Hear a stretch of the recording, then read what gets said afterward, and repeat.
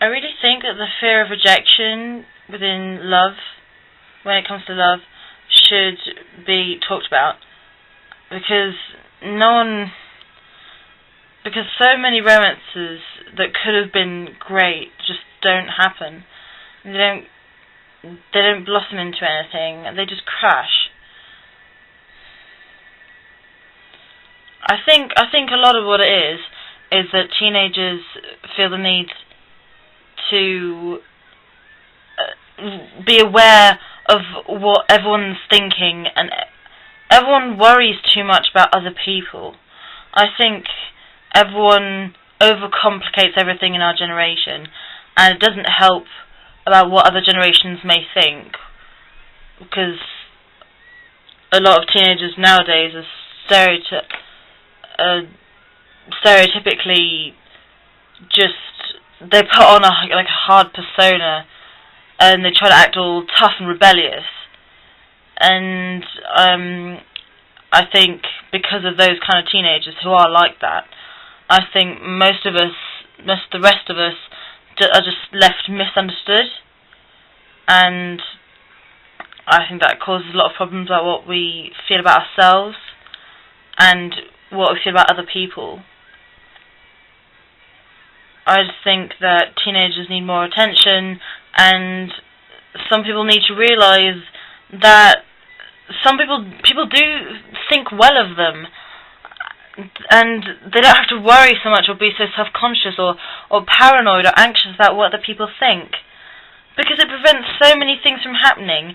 A lot of people just don't do what they really want to do, because they think, oh, such and such will think that I'm being stupid or that I'm not cool.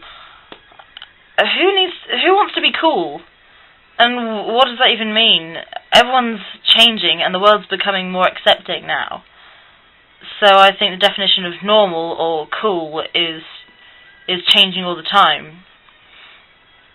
So I think teenagers and people my age, around 18, should really just look at themselves and think, do I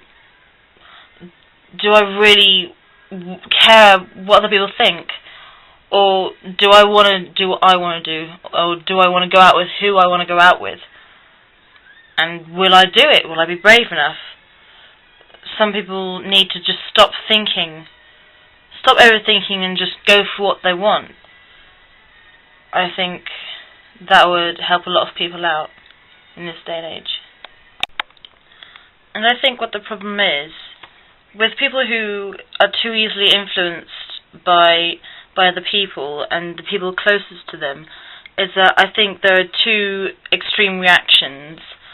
The first one being that you put on the hard persona and you act all rebellious and moody and insensitive to other people, and you try to act like you don't care at all. Or, on the other hand, you could just crawl into a shell and just